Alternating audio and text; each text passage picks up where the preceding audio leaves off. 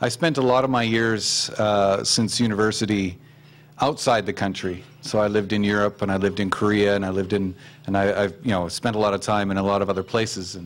And I applied for a job at NorQuest and was immediately taken by the atmosphere of the place. As you can tell, I mean, we have 60% of our student population is from outside of Canada, representing 125 different countries at any given time. So, and then a further 21% are of Aboriginal ancestry or descent. So it's a really diverse place to work. And not only that, the staff that I work with are very diverse too. One of the important initiatives coming out of NorQuest right now, which has to do with our regional stewardship role, and so you can see that a lot of our students come from the Edmonton region, capital region, they call it as well. So that's NorQuest College. Oh, the one other little stat there is 64% over the age of 24. So a lot of our students are adult students. The Center for Excellence in Intercultural Education, what the Center of Excellence does is, or what our mandate is to help new Canadians integrate into the fabric of our workplaces and our communities. And we do that through two avenues of activity. One is applied research, and the other one is workplace training. Applied research has to do with finding practical solutions to some of the challenges that we're experiencing in our workplaces and in our communities. It's evidence-based research problem solving is really what it is. And usually the pattern that happens is we'll discover some kind of a problem or a challenge. We'll come up with a solution of some kind by doing evidence-based research. We'll pilot it, and we'll use some of those things that we learn, the key learnings, in the actual training that we do for organizations. And then it actually kind of cycles back again, because the workplace training informs what our applied research is learning as well.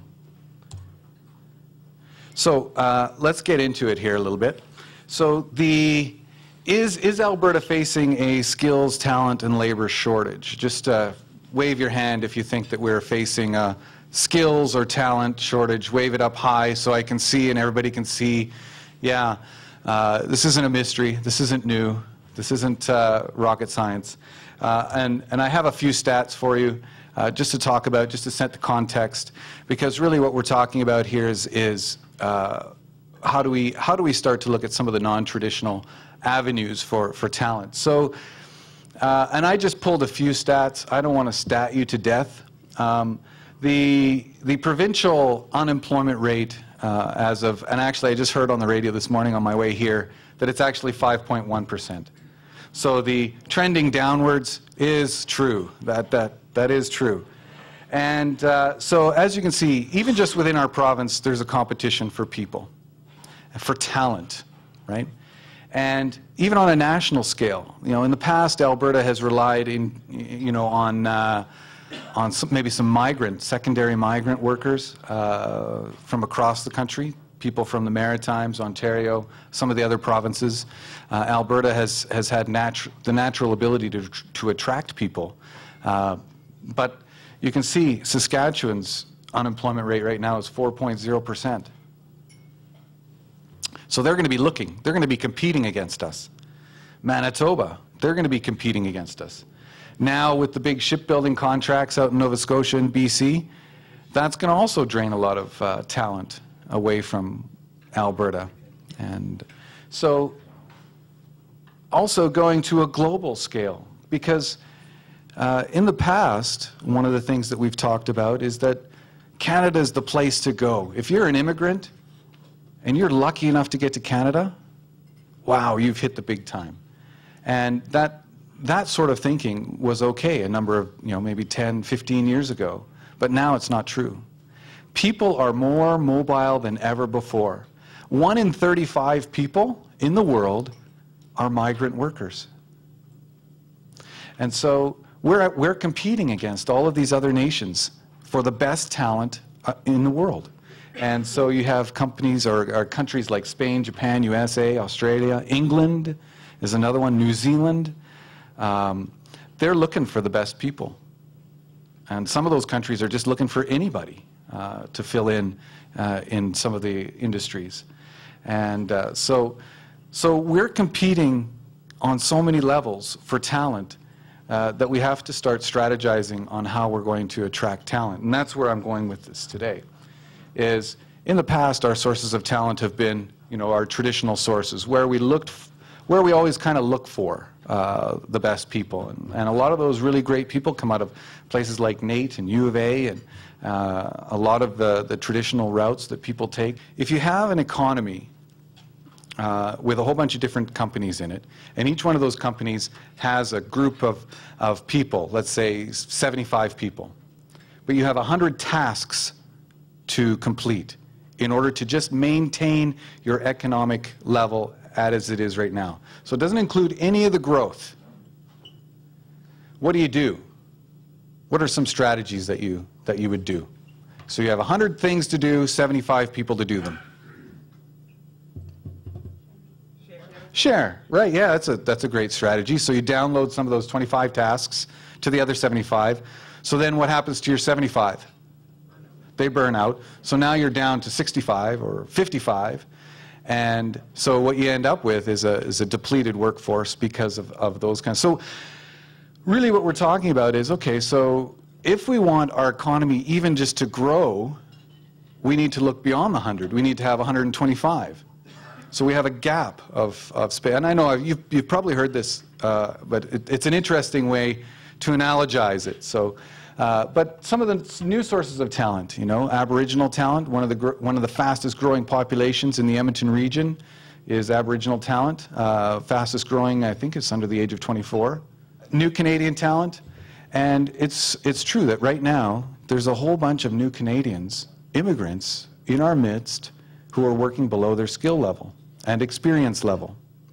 Have any of you ever taken a cab? The Dr. Cabbie? Right? It's good if there's an accident and he needs to operate on you, right? There was a gentleman that he was in one of the groups that I was working with. He was from Iran, and he was about 55 years old. Very nice man. And it came up in one of the sessions we were doing. He says, I'm a neurosurgeon. A neurosurgeon in Iran. I was a neurosurgeon. And I said, oh, wow, what an interesting occupation. So what are you doing here? You must be, doing something really great with that knowledge. He says, yeah, I silk screen the shirts now. I was like, oh, no, like that's so, he says, no, I like it. Because now when I make a mistake, nobody dies. And that was his joke, right? But it does highlight the opportunity cost. I mean, all of that knowledge and experience, what's the opportunity cost of not cashing in on that? So our non-traditional or new sources of talent, international talent, and retirees and older workers are starting to re-enter the workplace again in smaller roles. So what is our goal? So I want to talk about attracting talent, retaining talent, and integrating talent into the fabric of what you do. So the first goal, we need to increase the applicant pool, right? Get more people applying. How do we do that?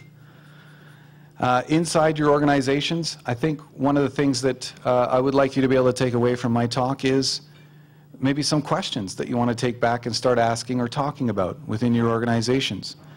So inside your organizations, do people that are different from you feel that they belong there? And have you ever asked them? How do you do your recruitments?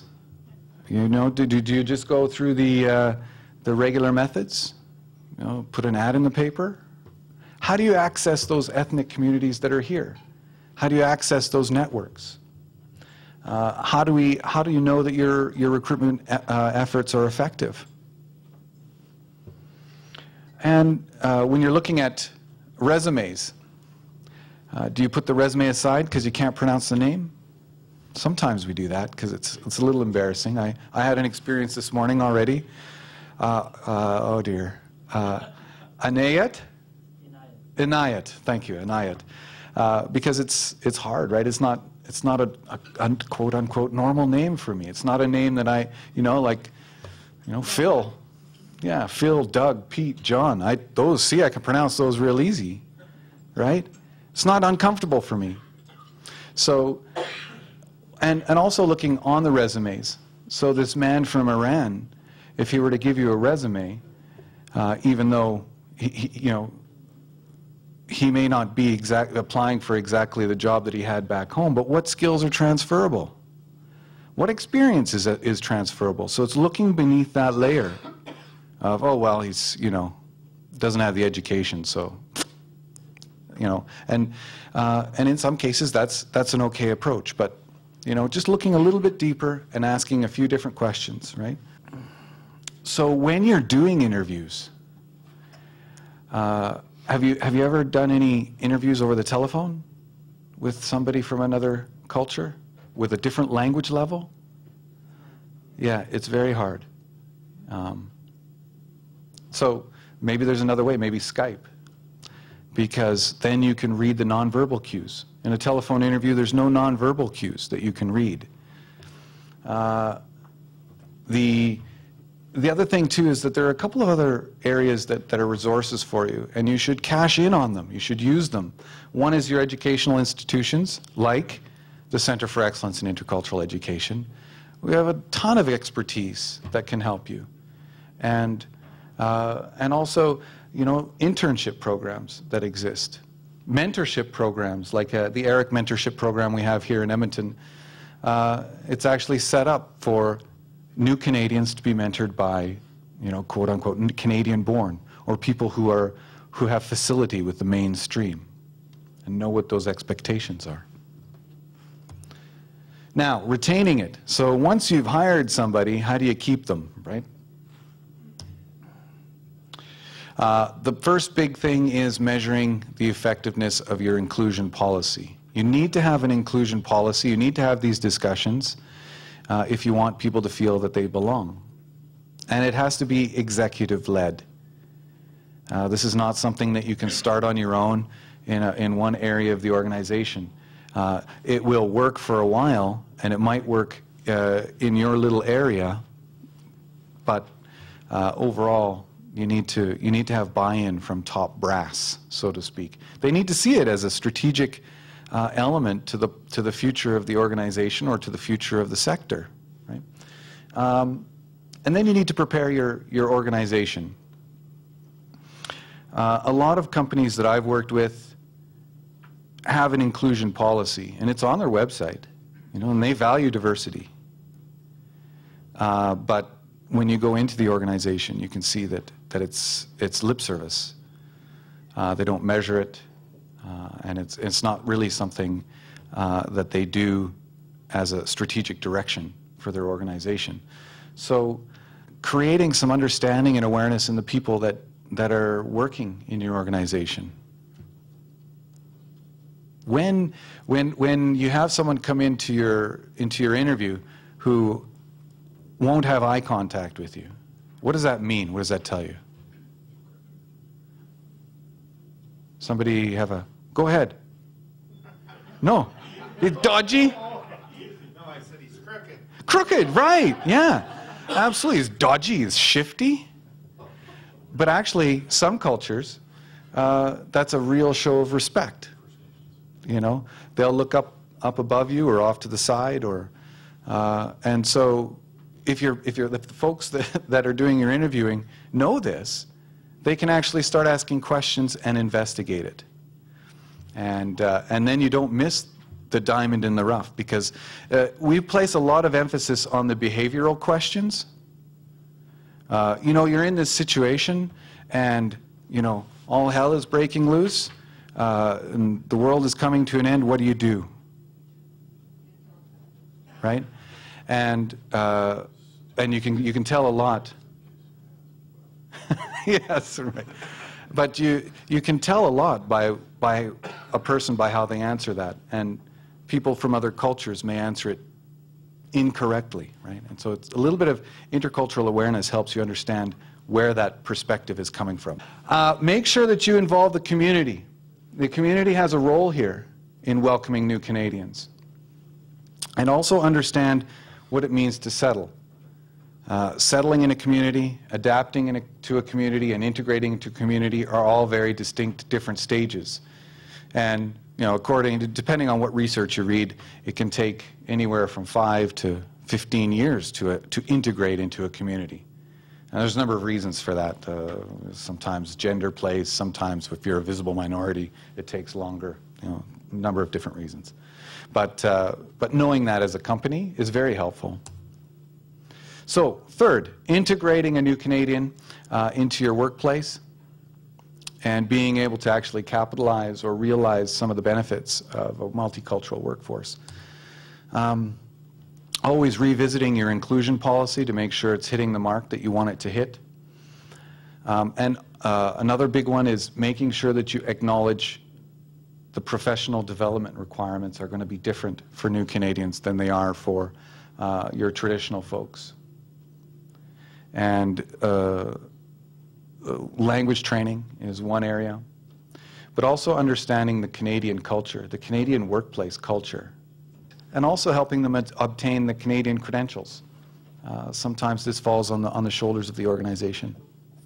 The approach that we take when we talk about integrating new Canadians is that it's actually a two-pronged approach. One is helping the new Canadians themselves understand what is required of them and what is expected, but it's also helping the Canadian-born or the mainstream folks understand that there's a responsibility that they have and there's a certain amount of learning that they can do in order to help the new Canadians feel as though they belong to the teams. And this is really important. There's a responsibility on the employee, the new Canadian employee, to fit in, quote unquote, to fit in. But they shoulder only about 75% of the responsibility. The employer also has a certain role and responsibility in helping them feel as though they belong, giving them the skills they need, giving them the support resources. And a community has a very strong role, because if the wife and the kids don't feel as though they belong, then guess what? You're going to lose them, right? And I've seen that happen a few times. So, any questions? 'Cause I kind of whipped through stuff fairly quick, but I'm really happy to answer any questions. Thank you very much. You're welcome very much.